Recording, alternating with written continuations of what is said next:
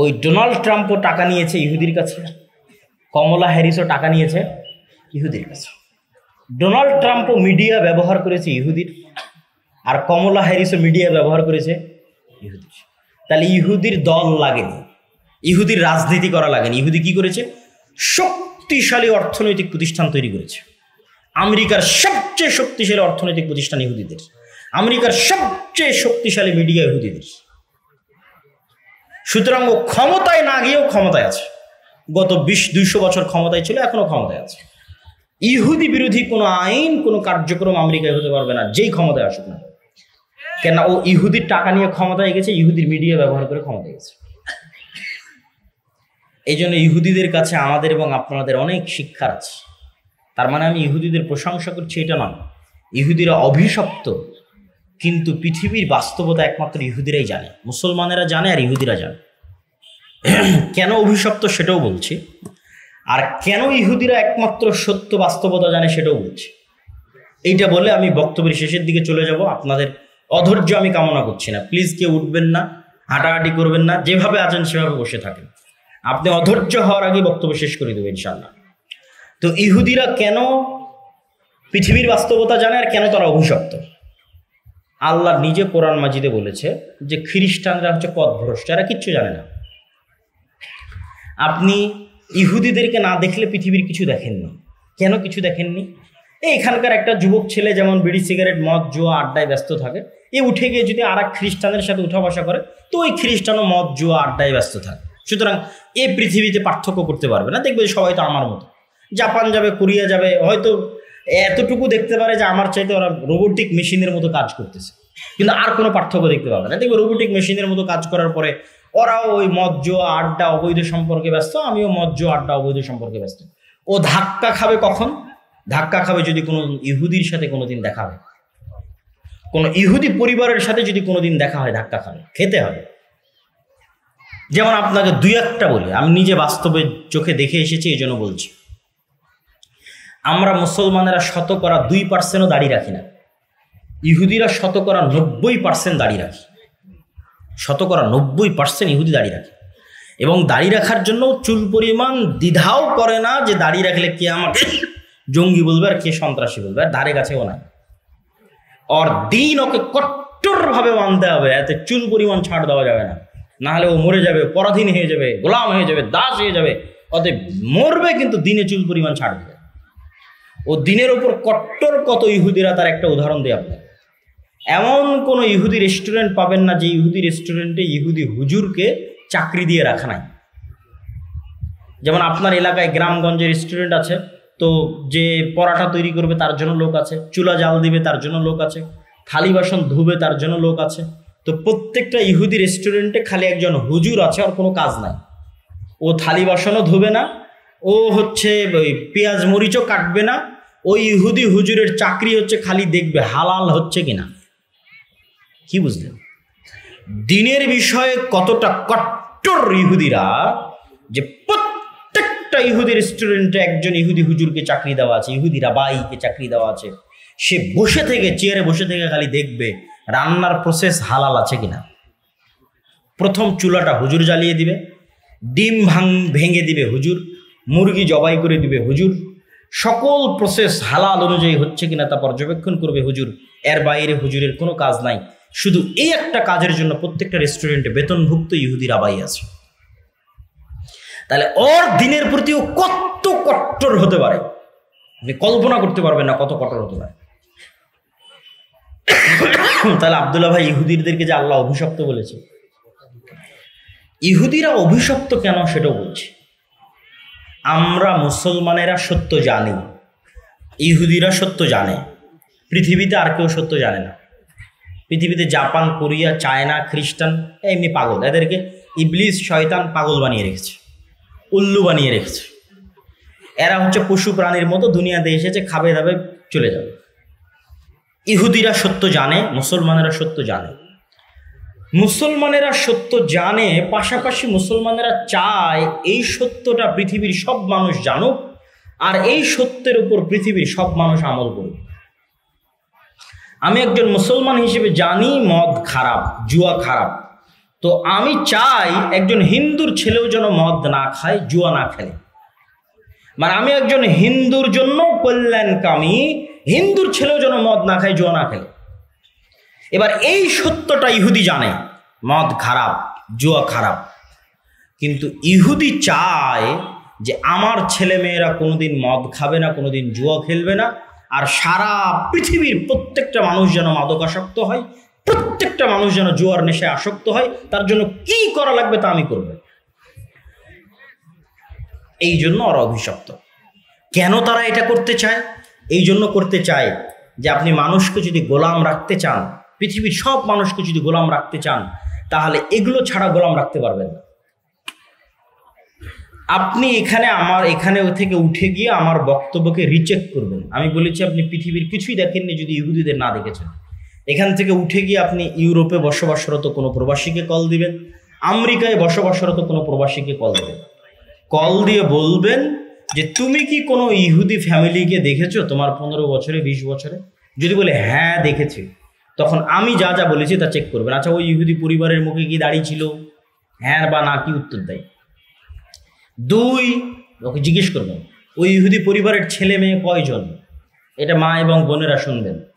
ইহুদি পরিবারের ছেলে মেয়ে কয়জন? যদি বলে যে 1 জন বা 2 জন, তাহলে আবার আমার সাথে রাজশাহীতে ঢাকায় গিয়ে দেখা করিয়েন যে এমন একটা ইহুদি ফ্যামিলি পেয়েছি যার ছেলে মেয়ের সংখ্যা 1 জন বা 2 জন। পাবেন না। প্রত্যেকটা ইহুদি ফ্যামিলিতে ছেলে মেয়ের সংখ্যা 5 জন, 6 জন, 7 জন, 8 জন, 9 জন, 10 জন, প্রত্যেকটা ইহুদি ফ্যামিলিতে। কিন্তু সারা পৃথিবীতে মানুষ যেন ছেলে হোক মেয়ে হোক 2টি সন্তানই যথেষ্ট, একটি হলে আরো ভালো, এর পিছনে সবচেয়ে টাকা খরচ করে কারা? ইহুদিরা। সবচেয়ে টাকা তারাই খরচ করে। আপনি এখানে বসে থেকে ফোন দিবেন, তোমার আশেপাশে নিকটস্থ কোনো ইহুদি স্কুল আছে কিনা? খ্রিস্টান স্কুলের কথা বলি কেন, খ্রিস্টানেরা জানি না, ওরা তো পাগল। ওদেরকে আল্লাহ কোরআনে বলেছে কলাস জলিন, এরা পাগল, এরা কিচ্ছু জানে না। এরা ইবলিসকেও চিনে না, শয়তানকেও চিনে না। ইবলিস এদেরকে যেভাবে যা বলছে ওরা সেভাবে তা করে। খ্রিস্টান স্কুল না, ইহুদি স্কুল। ঠিক আছে, ইংল্যান্ডে অবস্থানরত কোন ইহুদি স্কুল আছে? পেয়েছো তো? বলে হ্যাঁ। ইহুদি স্কুলে গিয়ে দেখো তো LGBTQ পড়ানো হয় কিনা। যে সমকামিতা আমার অধিকার, আমি সমকামী হতে পারবো একজন ছেলে অথবা মেয়ে হিসেবে, এই জিনিস ইহুদি স্কুলে পড়ানো হয় কিনা? প্রত্যেকটা খ্রিস্টান স্কুলে পড়ানো হয়, কিন্তু ইহুদি স্কুলে পড়ানো হবে না। যদি পান আমাকে এসে বলবেন যে কোনো ইহুদি স্কুলে পড়ানো হয়েছে। কোনো ইহুদি ফ্যামিলির সন্তান মাদকাসক্ত কিনা, জুয়ায় আসক্ত কিনা, মদের বারে যায় কিনা, আড্ডায় যায় কিনা খোঁজ দিতে বলবে। একটাও পাবেন না জুয়ায় আসক্ত, একটাও পাবেন না মাদকাসক্ত। কিন্তু সারা পৃথিবীর মানুষ যেন জুয়ায় আসক্ত হয়, মাদকাসক্ত হওয়ার জন্য চেষ্টা করবে। কেন? মাদকাসক্ত হলে গোলাম, জুয়ায় আসক্ত হলে গোলাম। আর ওর ছেলে মাদকাসক্ত, জুয়ে আসক্ত হবে না মানে ও প্রোডাক্টিভ থাকবে, সবচেয়ে বড় সায়েন্টিস্ট হবে, সবচেয়ে বড় ডাক্তার হবে, সবচেয়ে বড় ইঞ্জিনিয়ার হবে, পৃথিবীকে নেতৃত্ব দেবে। আর বাকি সবকে মাদকাসক্ত, জুয়ে আসক্ত করবে। কেন? সবগুলো যেন গোলাম হয়। এই জন্য আপনি ইহুদিদের দেখলে পৃথিবীর সত্য বুঝতে পারবেন যে পৃথিবীর সত্য কি। আর বাকি কাউকে দেখে পৃথিবীর সত্য বুঝতে পারবেন না। কেন? ওরা সবাই পাগল। ওদেরকে আল্লাহ অলরেডি কোরআনে পাগল বলে রেখেছে, যে ওরা জানেই না কি সত্য কি মিথ্যা। সুতরাং ইউরোপ আমেরিকায় গিয়ে খ্রিস্টান সাদা চামড়াদের মদের বারে দেখে হতাশ হওয়ার, পথভ্রষ্ট হওয়ার কিছু নাই। ওরা জানেই না মদের বারে গেলে কি ক্ষতি আছে, আর অবৈধ সম্পর্কে লিপ্ত হলে কি ক্ষতি আছে। আপনি ইহুদিদের দেখেন, ইহুদিরা জুয়ায় আসক্ত, মাদকাসক্ত এবং নন প্রোডাক্টিভ কিনা, LGBTQ তাদের পাঠ্য বইয়ের মধ্যে তারা রেখেছে কিনা ধার্মিক ইহুদিরা। সম্মানিত উপস্থিতি, এই পয়েন্টটা কি জন্য তুলে ধরছিলাম? এই পয়েন্টটা এই দৃষ্টিকোণ থেকে তুলে ধরছিলাম যে শক্তিশালী প্রতিষ্ঠান প্রতিষ্ঠা করতে হবে, এটা আপনি ইহুদিদের কাছ থেকে শিখবেন। যে আমাদের শক্তিশালী মিডিয়া নাই, আমাদের শক্তিশালী অর্থনৈতিক প্রতিষ্ঠান নাই। এখান থেকে আরো একটা জিনিস শিখবেন যে আমাদেরকে আমাদের দিনের উপর কি হতে হবে? কথা বলেন না যে কি হতে হবে? আমাদেরকে আমাদের দিনের উপর কি হতে হবে?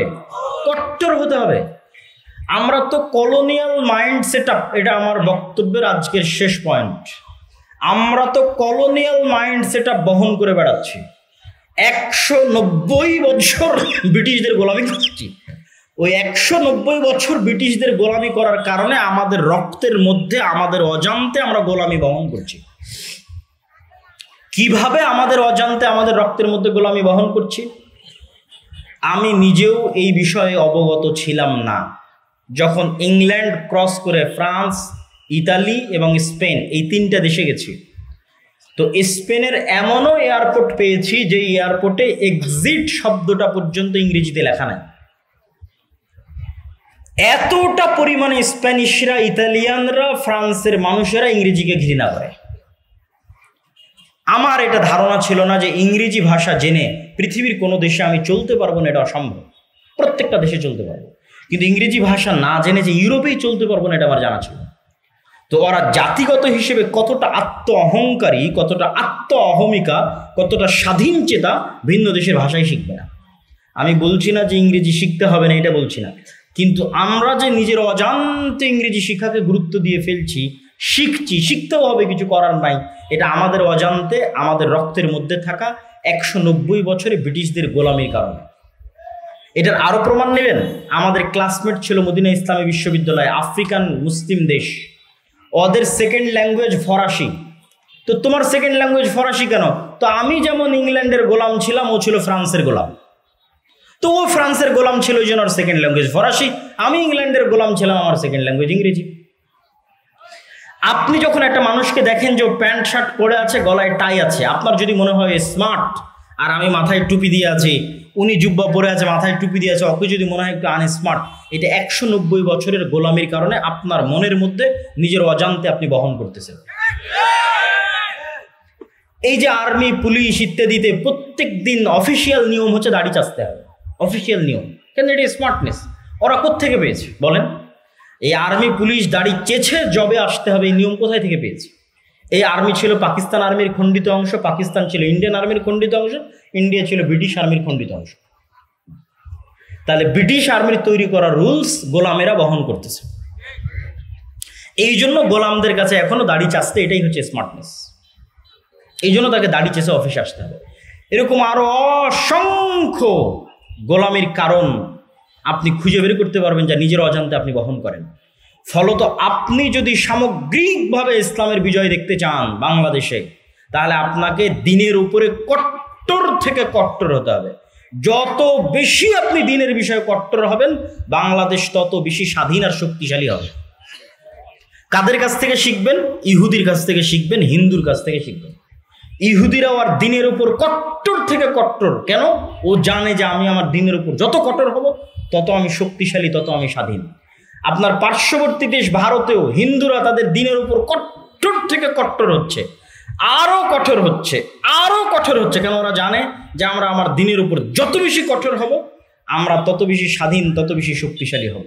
তো আপনি বাংলাদেশে চারিদিক থেকে এরকম হিন্দুত্ববাদী রাষ্ট্র ঘেরা অবস্থায় আপনি যদি বলেন যে না, আমি আমার দিন পালন করব না, সালাত পড়বো না, দাড়ি রাখবো না, পাঞ্জাবি গায়ে দিব না, দিনের সব বিষয়ে ছাড় দিবেন, তো আপনি অবশ্যই গোলাম থাকবেন। আপনার গোলামি বাবারকাত হবে, দীর্ঘস্থায়ী হবে। আর আপনি যদি বলেন যে না, ও যেমন দিনের বিষয়ে কট্টর হয়েছে, আমি দিনের বিষয়ে কট্টর হব, আমি দাড়ির জন্য জীবন দিয়ে দিব, টাকনোর উপরে কাপড় পরার জন্য জীবন দিয়ে দিব, আল্লাহর নবীর প্রত্যেকটা সুন্নাত পালন করব, তো আপনার দেশ স্বাধীন থাকবে, আপনার দেশ শক্তিশালী থাকবে।